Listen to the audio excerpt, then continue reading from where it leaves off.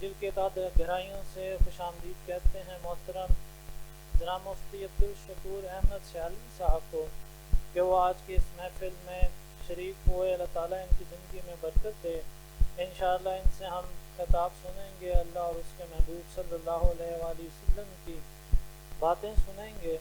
صرف چند باتیں جو آج کا موضوع تھا کہ ہم پر اللہ کے حقوق، اس میں ایک بہت ہی پیارا حقوق اللہ کا کہ ہمیں اللہ کی عبادت اور اس کا ذکر کرنا چاہیے، اور جس قدر ہو سکے اللہ کے اس حقوق کو ادا کریں۔ المیہ یہ ہے کہ ہماری آج کی زندگی میں روزمرہ کے معاملات میں ہم اللہ کی عبادت اور اللہ کے ذکر سے غافل ہیں۔ اللہ تعالیٰ قرآن پاک میں فرماتا ہے کہ اے ایمان والو، اللہ کو بہت زیادہ یاد کرو اور صبح و شام اس کی پاکی بیان کرو۔ یہ اللہ تعالیٰ خود اپنی اس بابرکت کتاب میں حکم فرما رہے ہیں، اور حضرت عائشہ صدیقہ رضی اللہ عنہا سے روایت ہے، فرماتی ہیں کہ حضور نبی اکرم صلی اللہ علیہ وآلہ وسلم ہر گھڑی اللہ کا ذکر کرتے تھے۔ اس کا مقصد اور مطلب یہ ہوا کہ اللہ کے ذکر کا کوئی وقت مقرر نہیں ہے، کوئی تعین نہیں ہے کہ صبح کرنا ہے، شام کو کرنا ہے، گرمیوں میں کرنا ہے، سردیوں میں کرنا ہے۔ محض کرنا ہے تو اللہ کا ذکر اپنے لبوں پر جاری رکھیں۔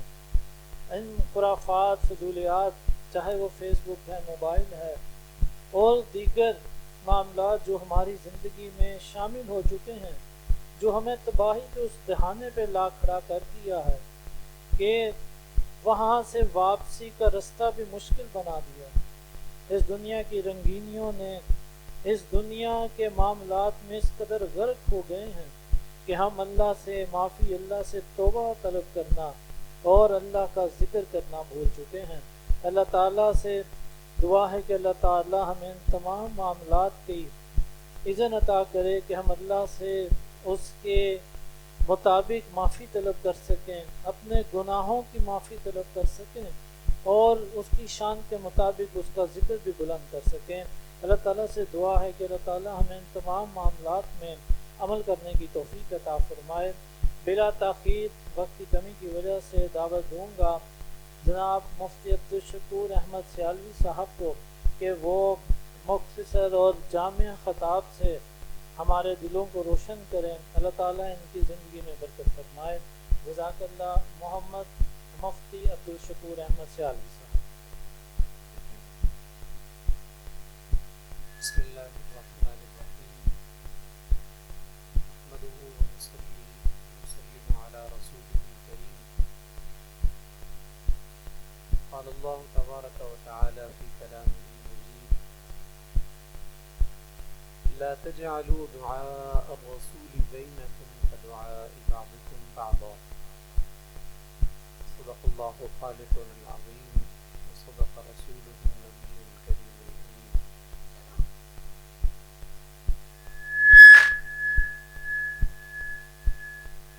محترم سامعین، آیت کریمہ کا، قرآن مجید کی آیت کریمہ کا ایک حصہ میں نے آپ کے سامنے تلاوت کیا ہے۔ رب ذوالجلال جل مجدہ العزیز نے ارشاد فرمایا: لا تجعلوا دعاء الرسول بینکم کدعاء بعضکم بعضا۔ دعائے رسول کو ایسے مت سمجھو جیسے تمہارا ایک دوسرے کو پکارنا ہوتا ہے۔ رسول پاک صلی اللہ علیہ وسلم کے پکارنے کو ایسے مت سمجھو جیسے تمہارا ایک دوسرے کو پکارنا ہوتا ہے۔ میں کچھ منٹ بس اسی آیت کریمہ کے حوالے سے گفتگو کروں گا، اللہ کرے ہمیں سمجھ میں آ جائے۔ اللہ کے کلام کی یہ شان ہے کہ الفاظ بہت مختصر ہوتے ہیں مگر معانی کا سمندر ان کے اندر ہوتا ہے۔ ظاہر رب کا کلام ہے۔ یہ جو آیت کریمہ کا حصہ آپ نے سنا ہیں چند الفاظ، لا تجعلوا دعاء الرسول بینکم کدعاء بعضکم بعضا، مگر اس کلام میں ایک ہی کلام سے مختلف معنی ہمارے سامنے آتے ہیں۔ اس آیت کریمہ کا پہلا مفہوم یہ ہے، مسلمانوں، رسول پاک صلی اللہ علیہ وسلم کی بارگاہ میں کوئی التجا پیش کرنی ہو، کوئی عرض کرنی ہو، کوئی بات کہنی ہو تو ایسے نہ کہو جیسے ایک دوسرے سے بات کرتے ہو۔ رسول اللہ کو پکارنا ایسے مت سمجھو جیسے ایک دوسرے کو پکارتے ہو۔ ایک دوسرے سے ہم بات کرتے ہیں تو اس سے پہلے نہ تو الفاظ کا بہت چناؤ کیا جاتا ہے، نہ گفتگو کے لیے انداز کا انتخاب ہوتا ہے کہ کیسے بات کرنی ہے، نہ یہ ضروری ہوتا ہے کہ نام لیں، کیسے بلائیں، کسی بھی طریقے سے بلا کر بات کر لی جاتی۔ لیکن جب سرکار دو عالم صلی اللہ علیہ وسلم کی بارگاہ میں کوئی عرض پیش کرنی ہو تو پھر کیسے کی جائے؟ سب سے پہلی بات یہ جو قرآن نے ہمیں سکھائی تو حضور علیہ الصلوۃ والتسلیم کی بارگاہ میں التجا کرنی ہو تو نام لے کر نہیں پکارنا، اوصاف کے ذریعے عرض کرنی ہے۔ مفسرین نے لکھا اس آیت کریمہ کا مفہوم یہ ہے کہ سرکار دو عالم صلی اللہ علیہ وسلم کو پکارنا ہو تو یا محمد کہہ کر نہ پکارو، اس لیے کہ ان کی بارگاہ اتنی بلند ہے کہ اللہ نے پورے قرآن میں انہیں نام لے کر نہیں پکارا۔ بہت سے انبیاء کرام علیہم الصلوات و تسلیمات کے نام لے کر رب نے ان سے خطاب فرمایا ہے۔ وہ رب ہے، اس پہ کسی کا ادب نہیں ہے، لیکن اس نے ہمیں سکھانے کے لیے قرآن مجید میں کہیں یا ایھا النبی فرمایا ہے، کہیں یا ایھا الرسول فرمایا ہے، کہیں یا ایھا المزمل فرمایا ہے، کہیں یا ایھا المدثر فرمایا ہے، مختلف القابات سے یاد فرمایا، اور پورے قرآن میں ایک مقام پر بھی رب نے حضور کا نام لے کر خطاب نہیں فرمایا۔ یہ تربیت ہے، تمہیں بھی بات کرنے سے پہلے الفاظ کا چناؤ کرنا چاہیے کہ اس بارگاہ میں عرض کرنی ہے تو کن الفاظ کے ساتھ کرنی ہے۔ ایسے ہی وہاں التجا کرنی ہو تو انداز بھی پہلے سے دیکھا جائے، کیسے عرض پیش کرنی۔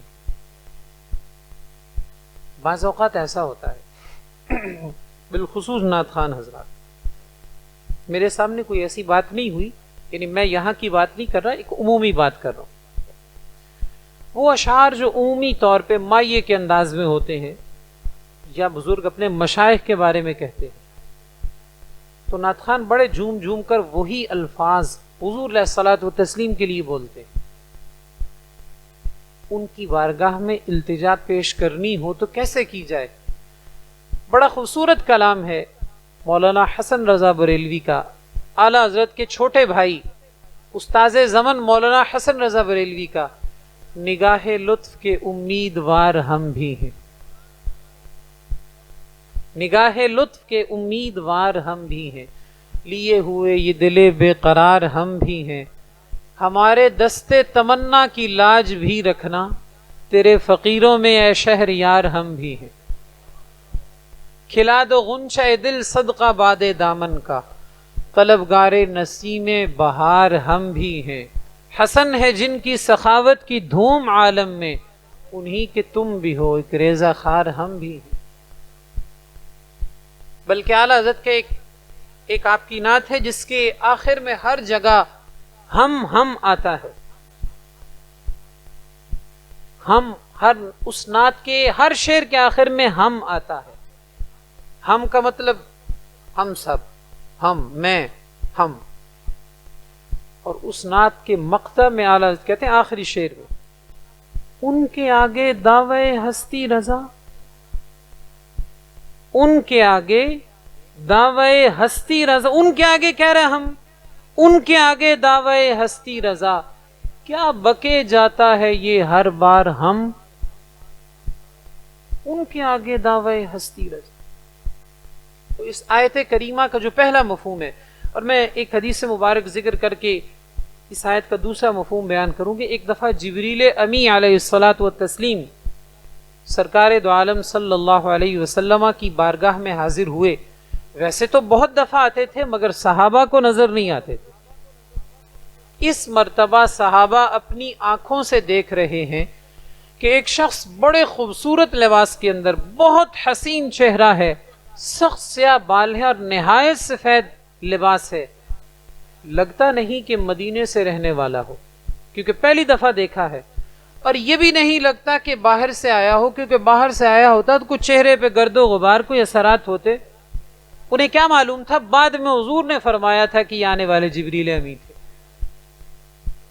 صحابہ کہتے ہیں وہ صاحب آئے، تھوڑا پیچھے کھڑے ہو کر عرض کرتے ہیں اجازت ہو تو قریب آ جاؤں. فرمایا آ جاؤ. تھوڑا سا قریب آئے، پھر عرض کرتے ہیں اجازت ہو تو اور قریب آ جاؤں. آ جاؤ اور قریب آ جاؤں. چند دفعہ پوچھنے کے بعد جب حاضر خدمت ہوئے تو حدیث کے الفاظ ہیں جبریل امی یوں بیٹھے، دو زانو یوں جیسے نماز میں ہاتھ رکھتے ہیں،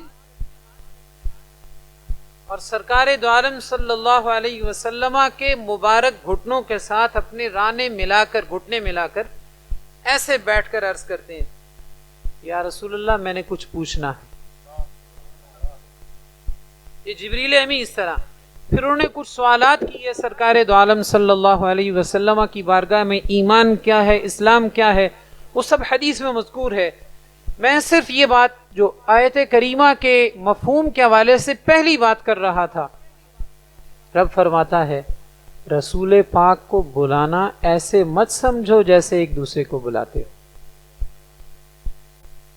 امام اہل سنت اعلی حضرت علیہ الرحمہ نے لکھا ہر مسلمان کو اپنے دن بھر کے اوقات میں ایک وقت ایسا منتخب کرنا چاہیے جس میں وہ نہایت باادب طریقے سے بیٹھ کر یہ سمجھ کر کہ حضور کی بارگاہ میں حاضر ہے، روزانہ کچھ لمحے، تھوڑا ہو یا زیادہ، جتنا بھی ہو، تھوڑا ہو یا زیادہ، لیکن کچھ لمحے سرکار دو عالم صلی اللہ علیہ وسلم کی بارگاہ میں درود و سلام کا نذرانہ پیش کیا کرے. اس آیت کریمہ کا دوسرا مفہوم یہ ہے لا تجعلوا دعاء الرسول بینکم کدعاء بعضکم بعضا. اے ایمان والو، جب رسول پاک تمہیں بلائیں تو اسے ایسے مت سمجھنا جیسے تم ایک دوسرے کو بلاتے ہو. پہلا مفہوم یہ تھا کہ تم سرکار کی بارگاہ میں کچھ عرض کرنا چاہو تو ایسے مت عرض کرنا جیسے ایک دوسرے سے بات کرتے ہو. اب مفہوم یہ ہے کہ جب سرکار تمہیں کوئی حکم فرمائے تو آپس میں بات ہوتی ہے، ایک کان سے سنی دوسرے کان سے نکال لی، اچھا کر لیتے ہیں، اچھا کر لیتے ہیں، کوئی بات نہیں، کہہ دیا ہم جی سن لیے، کر لیتے ہیں. مگر جب حضور تمہیں بلائیں تو ایسے مت سمجھو جیسے ایک دوسرے کو بلاتے ہو.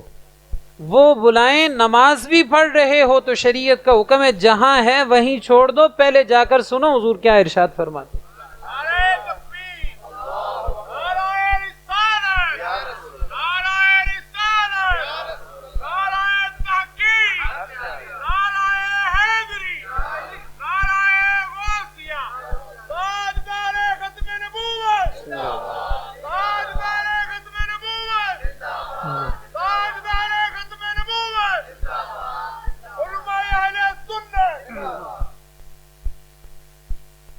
حدیث مبارک میں ہے ایک دن سرکار دو عالم صلی اللہ علیہ وسلم خطبہ ارشاد فرما رہے ہیں.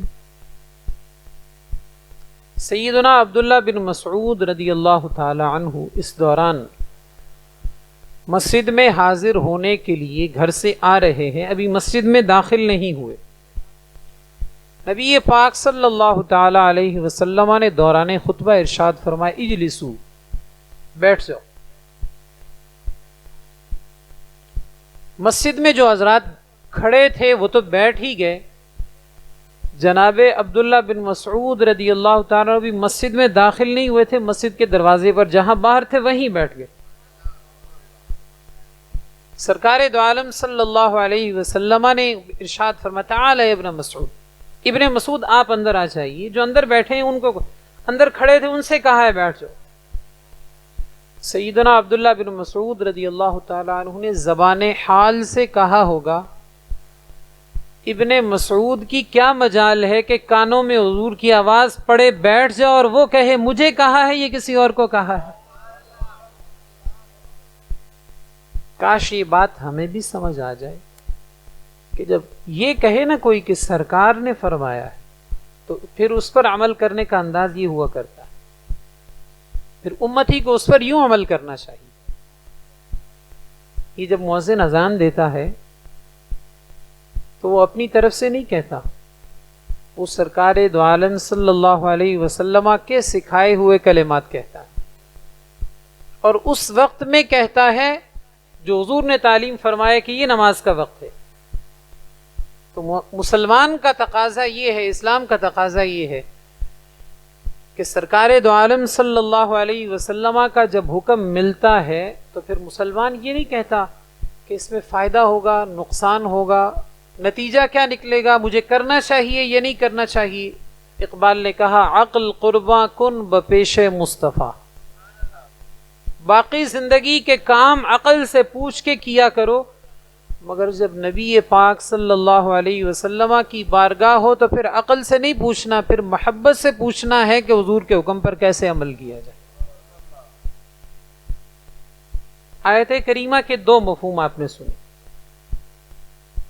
لا تجعلوا دعاء الرسول بینکم کدعاء بعضکم بعضا، رسول پاک کو پکارنا ایسے مت سمجھو جیسے ایک دوسرے کو بلاتے. اور دوسرا یہ کہ جب رسول پاک تمہیں کوئی حکم فرمائے، تمہیں بلائیں، تو پھر ایسے مت سمجھو جیسے ایک دوسرے کو بلائیں. اور تیسرا مفہوم یہ ہے اس آیت کریمہ کا، جب رسول پاک صلی اللہ علیہ وسلم اللہ سے کوئی دعا کریں تو وہ ایسے نہیں ہوتی جیسے تم ایک دوسرے کو بلاتے ہو. جب رسول پاک صلی اللہ علیہ وسلم رب سے کوئی دعا کرتے ہیں تو ایسے نہیں ہوتی جیسے تم ایک دوسرے کو بلاتے ہو. مان لی تو مان لی، نہ مانی تو نہ مانی. ان کی دعا رب کی بارگاہ میں ایسے قبول ہوتی ہے کہ اعلی حضرت نے کہا وہ دعا جس کا جوبن بہار قبول، اس نسیم اجابت پہ لاکھوں سلام. بلکہ ایک اور شعر میں اعلی حضرت کہتے ہیں اجابت کا صحرا عنایت کا جوڑا، دلہن بن کے نکلی دعائے محمد صلی اللہ علیہ وسلم. نبی پاک صلی اللہ علیہ وسلم امت کو دعاؤں سے نوازتے تھے اور اب بھی دعاؤں سے نوازتے ہیں. امت کو دعاؤں سے نوازتے تھے اور اب بھی نوازتے ہیں. اور امتی کو چاہیے کہ وہ سرکار دو عالم صلی اللہ علیہ وسلم کی دعا کی قدر کرے اور وہ کام کرے جن پر حضور نے دعا سے نوازا ہے. حضور کی دعا کی کیسے قدر ہوتی؟ صحابی رسول سیدنا عوف بن مالک اشجعی رضی اللہ تعالیٰ عنہ فرماتے ہیں ایک مرتبہ میں جنازے میں حاضر ہوا، سرکار دو عالم صلی اللہ علیہ وسلم نماز پڑھا رہے تھے اور میں نے جنازہ میں سرکار سے یہ دعا سنی. جنازے میں ایک دعا ہم پڑھتے ہیں نا، اللہم اغفر لحینا و میتنا. یہ دعا خاص نہیں ہے کہ صرف یہی پڑھی جائے، اور بھی کئی دعائیں احادیث میں، کوئی بھی دعا پڑھی جا سکتی. جو قرآن و سنت میں دعائیں ہیں ان میں سے کوئی بھی دعا پڑھی جا سکتی. وہ فرماتے ہیں جب میں حاضر ہوا، حضور جنازہ پڑھا رہے تھے اور میں نے جنازے میں یہ دعا محفوظ کی کہ حضور نے دعا پڑھی تھی اللہم اغفر لہ وارحمہ وعافہ واعف عنہ واکرم نزلہ ووسع مدخلہ. کافی دعا ہے، لمبی دعا ہے. اس کا مفہوم یہ اے اللہ اسے بخش دے، اس پر رحمت فرما، اے اللہ اس کو عافیت دے، اسے معاف فرما دے، اور بخشش کی مختلف اقسام کے ذریعے اس کے سارے گناہوں کو معاف فرما دے. اس کے بعد اس کے گھر والوں میں خلیفہ ہو جا، اس کی قبر کو وسیع فرما دے. مختلف دعائیں. سیدنا عوف بن مالک اشعری رضی اللہ تعالیٰ عنہ فرماتے ہیں حضور کی زبان اقدس سے یہ دعائیں سن رہا تھا اور میرے دل میں یہ دعا پیدا ہو رہی تھی، تمنیت ان اکون انا ذالک المیت، میرے دل میں یہ آرزو پیدا ہو رہی تھی کاش آج اس کی جگہ میری میت پڑی ہوتی اور یہ دعائیں مجھے نصیب ہوتی۔ جنہوں نے حضور کی دعا کی قدر کی ہے وہ ایسے سمجھتے ہیں کہ حضور کی دعا کیسے ہے۔ ایسے ہی سرکار دو عالم صلی اللہ علیہ وسلم کی ایک دعا کے بارے میں بخاری شریف کی حدیث ہے، سیدنا ابو ہریرہ رضی اللہ تعالیٰ عنہ فرماتے ہیں نبی پاک صلی اللہ علیہ وسلم کے زمانہ اقدس میں ایک جوان یا ایک خاتون مسجد نبوی شریف کی صفائی کیا کرتی تھی۔ حدیث میں تعیین نہیں ہے کہ مرد تھا یا عورت تھی، ایک جوان یہ خاتون تھی، وہ مسجد نبوی شریف کی صفائی کرتے تھے۔ کچھ دن ہوئے وہ مسجد میں حاضر نہیں ہوئے، نبی پاک صلی اللہ علیہ وسلم نے پوچھا وہ کدھر ہیں؟ عرض کی گئی وفات پا گئے۔ جو بندہ پابندی سے حاضری دیتا ہو نا، اگر نہ آئے تو مالک پوچھتے ہیں وہ آیا کیوں نہیں ہے۔ حضور سکھاتے ہیں نا کہ اپنا معمول پابندی سے کرنا چاہیے۔ رب تعالیٰ کا ذکر ہے، سرکار دو عالم صلی اللہ علیہ وسلم پر درود و سلام کا نذرانہ ہے، پابندی سے ہونا چاہیے، تھوڑا ہو یا زیادہ ہو پابندی سے ہونا چاہیے۔ پابندی سے خدمت کریں، مسجد کی صفائی بھی ہو، بندہ نہ آوے تو سائیں پوچھ دینے آیا کیوں نہیں۔ عرض کی گئی وفات ہو گئی، فرمایا تم نے مجھے بتایا کیوں نہیں؟ سیدنا ابو ہریرہ فرماتے ہیں فَكَأَنَّهُمْ صَغَرُوا أَمْرَهَا، لگتا ہے کہ صحابہ نے سوچا کوئی اتنا بڑا آدمی تھوڑا ہی تھا، ہم خود ہی جنازہ پڑھ کے دفن کر دیتے ہیں، رات کے وقت حضور کو کیا تکلیف دینے، خود ہی جنازہ پڑھ کے دفن کریں۔ انہوں نے عرض کیجیے ہم نے خود ہی جنازہ پڑھ کے دفن کر دیا۔ حضور نے فرمایا مجھے قبر پر لے چلو۔ کہاں قبر بنائی؟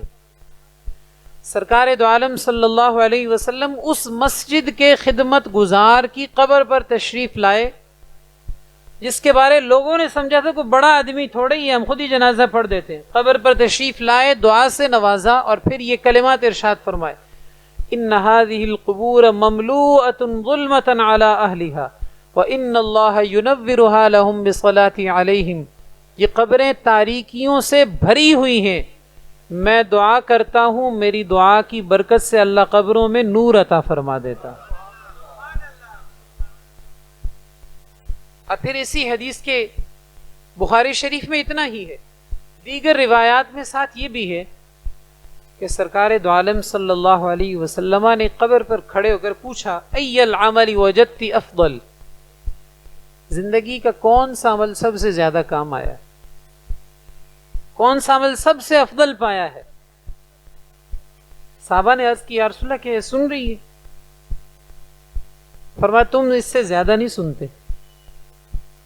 یا رسول اللہ اس نے کیا جواب دیا ہے؟ تو حضور نے فرمایا کہتی تھی مسجد میں جھاڑو دینا ہی زندگی کا سب سے افضل عمل پایا، سب سے زیادہ کام یہی بات آئی۔ اس حدیث سے معلوم ہوتا ہے کہ مسجد کی خدمت رب کی بارگاہ میں بھی مقبول ہے، اور مسجد میں آنا جانا، مسجد کی خدمت کرنا، تعلق رکھنا، صفائی کرنا، بڑی بات نہ صحیح صفائی کر دینا، یہی ایسا عمل ہے جس پر سرکار دو عالم صلی اللہ علیہ وسلم کی بارگاہ سے دعا مل جاتی ہے۔ 9 ہجری میں قبیلہ تجیب کا ایک وفد سرکار دو عالم صلی اللہ علیہ وسلم کی خدمت میں حاضر ہوا۔ بہت سے افراد تھے اس وفد میں، ان میں سے ایک صاحب جو سب سے آخر میں نوجوان تھے، سارے حضور کی بارگاہ میں حاضر ہو گئے۔ حضور نے فرمایا کوئی رہ تو نہیں گیا؟ عرض کرتے ایک جوان رہتا ہے، فرمایا اسے بھی بھیجو۔ وہ جوان حاضر ہوئے اور آ کر عرض کرتے ہیں یا رسول اللہ صلی اللہ علیہ وسلم میرے قبیلے کے جتنے افراد حاضر ہوئے آپ نے سب کی حاجتیں پوری کی ہیں، میری بھی ایک حاجت ہے وہ بھی پوری کر دیجیے۔ فرمایا کیا حاجت ہے؟ کہنے لگا میں نے آپ سے ایک دعا کروانی ہے۔ بزرگوں کے پاس لوگ جا کر دعائیں کرواتے ہیں، یہ دعا تو بہت سے کرواتے ہیں، دعا کرو کاروبار ٹھیک ہو جائے، یہ بھی دعا بہت سے کرواتے ہیں مکان لگ جائے، بچے ہو جان، فلاں فلاں جو ہم مانگتے ہیں، جو بزرگوں سے جا کر دعا کرواتے ہیں۔ دعا مانگنے کا سلیقہ، دعا کروانے کا سلیقہ بندہ اس سے سیکھے جو تجیب کا ایک جوان تھا، سب سے کم عمر تھا اس وفد میں، آ کر عرض کرتے ہیں یا رسول اللہ میری ایک ضرورت ہے، کہو دعا کروانی ہے۔ کیا دعا کرانی ہے؟ آپ دعا کر دیجئے اللہ مجھے بخش دے، رحمت کر دے اور میرے دل کو مالدار کر دے، میرے دل کو غنی کر دے۔ ایک ہے ہاتھ کی مالداری اور ایک ہے دل کا غنی ہونا۔ دل کے غنی ہونے کا مطلب یہ ہے کہ دل بھر جائے، یہ دل ہی تو نہیں بھرتا۔ حدیث میں سونے کی ایک وادی مل جائے، کلو 2 کلو نہیں، سونے کی ایک وادی مل جائے، یعنی انسان کا لالچ اتنا زیادہ ہے کہ کسی انسان کو سونے کا پورا جنگل مل جائے تو وہ کہے گا ایک اور ہوتا تو اچھا تھا، 2 مل جائے تو کہے گا ایک اور ہوتا تو اور اچھا ہو جاتا۔ حضور فرماتے ہیں انسان کا پیٹ مٹی ہی بھر سکتی ہے، قبر میں جائے گا تو قبر کی مٹی سے ہی پیٹ بھرے گا ورنہ نہیں بھرے گا۔ یہ ہے دل کا فقر، دل کا فقر۔ تجوریاں بھری ہیں مگر نظر دوسروں کی جیب پر ہی ہے، یہ دل کی محتاجی ہے۔ اس نوجوان نے آ کر کہا میرے لیے دعا کیجیے، میری بخشش ہو جائے، رحمت ہو جائے اور اللہ میرے دل کو غنی کر دے۔ حضور کی بارگاہ تو بڑی بارگاہ ہے، میرے کریم سے گر قطرہ کسی نے مانگا، دریا بہا دیے ہیں در بے بہا دیے ہیں۔ حضور نے دعا کر دی اللہ مغفرت بھی فرما دے، رحمت بھی فرما دے اور دل کو مالدار بھی کر دے۔ وفد چلا گیا۔ اگلے سال اس علاقے کے کچھ بندے پھر حاضر ہوئے۔ حضور نے پوچھا وہ جوان آیا ہے؟ نہیں آیا، اس کا حال کیا ہے؟ عرض کی گئی یا رسول اللہ اسے تو دنیا کی فکر ہی کوئی نہیں ہے، اس جیسا قناعت پسند بندہ جو رب کے دیے پر راضی ہو جتنا ہے کافی ہے، اس جیسا قناعت پسند بندہ ہم نے پورے خاندان میں کوئی نہیں دیکھا۔ حضور نے پتہ کیا جملہ ارشاد فرمایا مجھے امید ہے، مفہوم حدیث یہ کہ جب وہ دنیا سے جائے گا نا تب بھی اس کی یہی کیفیت ہوگی۔ ہم سے کوئی پوچھے کیسے مزاج ہے، بس حالات بڑے خراب ہیں، حالات بڑے خراب، دکان بھی پری، کار بھی پر ہے، بینک بھی پیسے آنے پھر بھی حالات بڑے خراب ہیں۔ یہ ہے دل کا فقر۔ اور اس بندے نے حضور سے دعا کروائی تھی کہ میرا دل غنی ہو جائے، تو اللہ نے اسے دل کا غنا عطا فرمایا۔ نبی پاک صلی اللہ تعالی علیہ وسلم کی بہت سی دعائیں ہیں، میں آخری حدیث مبارک ذکر کر کے گفتگو ختم کر رہا ہوں۔ نبی پاک صلی اللہ علیہ وسلم نے رب کی بارگاہ میں دعا کی، رحم اللہ عبدا كانت لأخيه عنده مظلمة في عرض أو مال فجاءه فاستحله قبل أن يؤخذ وليس ثم دينار ولا درهم۔ مفہوم حدیث یہ کہ اللہ اس بندے پر رحمت کر دے جس پر کسی دوسرے کا حق ہو، اس سے کسی بندے کی عزت پامال ہوئی ہو، اس نے کسی کا مال دینا ہو، کسی بھی طرح سے کسی بندے کا اس پر حق ہو، وہ حق والے کے پاس جا کر اپنا کھاتا صاف کر لے، حق ادا کر دے یا اس سے معاف کر لے، وہ دن آنے سے پہلے جب درہم و دینار نہیں ہوں گے، جب حق ادا کرنے کے لیے پیسے پاس نہیں ہوں گے۔ ایسا نہیں ہوگا کہ اس دن حق ادا کرنے کے لیے کہے میرے پاس بڑی دولت ہے میں سب کو پیسے ادا کر دوں گا، اس دن ایسا ہی ہوگا، یا اپنی نیکیاں دینا ہوں گی یا دوسروں کے گناہ سر لینا ہوں۔ فرمایا وہ دن آنے سے پہلے جو بندہ جا کر اپنا حق صاف کرا لے، اے اللہ تو اس پر رحمت فرما دے۔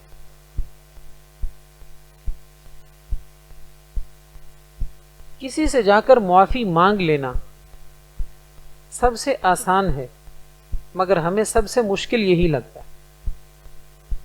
میں اسے سب سے آسان اس لیے کہہ رہا ہوں،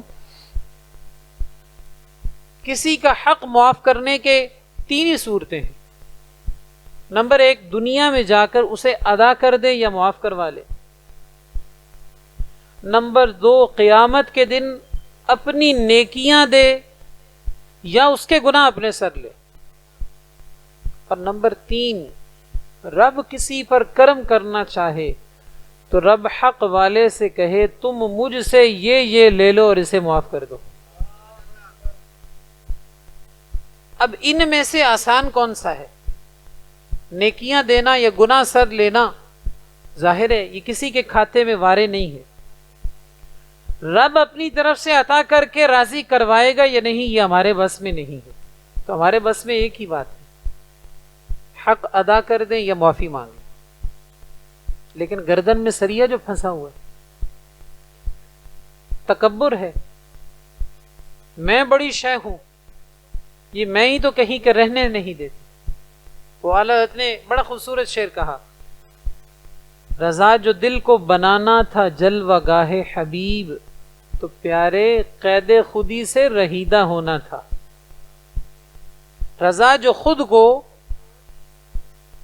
رضا جو اپنے دل کو سرکار دو عالم صلی اللہ علیہ وسلم کے جلووں کا مرکز بنانا تھا تو پہلے یہاں سے میں نکالنی تھی نا۔ رضا جو دل کو بنانا تھا جلوہ گاہ حبیب، تو پیارے قید خودی سے رہیدہ ہونا تھا۔ یہی تو رہنے کہیں کا نہیں دیتی، اور اسی کی وجہ سے کسی سے معافی مانگنا بہت مشکل لگتا ہے۔ لیکن معافی مانگنے والا وہ خوش نصیب ہے جسے سرکار نے رحمت کی دعا سے نوازا۔ میں اپنی گفتگو کو سمیٹ رہا ہوں، ایک آیت کریمہ پڑھی تھی، لا تجعلوا دعاء الرسول بینکم کدعاء بعضکم بعضا۔ اس کا پہلا مفہوم یہ ہے کہ رسول پاک کو پکارنا ایسے مت سمجھو جیسے ایک دوسرے کو بلاتے۔ ان کی بارگاہ میں التجا پیش کرنی ہو، پہلے الفاظ کا چناؤ کرو، انداز دیکھو کیسے کرنی ہے، بات کیا کہنی ہے اس پر غور کرو۔ دوسرا مفہوم یہ، اے ایمان والو، رسول پاک تمہیں کوئی حکم فرمائے، تمہیں بلائیں، تو اسے ایسے مت سمجھو جیسے ایک دوسرے کو بلاتے۔ اور تیسرا مفہوم یہ کہ جب رسول پاک اللہ کی بارگاہ میں کوئی دعا کریں تو وہ ایسے نہیں ہوتی جیسے تم ایک دوسرے کو بلاتے ہو۔ حضور کی دعا رب کی بارگاہ میں اس شان کے ساتھ قبول ہوتی ہے کہ اجابت کا صحرا، عنایت کا جوڑا، آسان لفظوں میں یوں کہہ لیجئے، حضور کی دعا ایک دلہن بن کے نکلتی ہے جس کے سر پر قبولیت کا صحرا ہوتا ہے اور اس کے بدن پر اجابت کا جوڑا ہوتا ہے۔ اللہ کریم جل جلالہ ہم سب کو سرکار دو عالم صلی اللہ علیہ وسلم کی محبت بھی عطا فرمائے، حضور کے حکم پر عمل کی توفیق بھی عطا فرمائے، اور سرکار سے دعا لینے کا شوق بھی عطا فرمائے۔ وآخر دعوایا ان الحمد للہ رب العالمین۔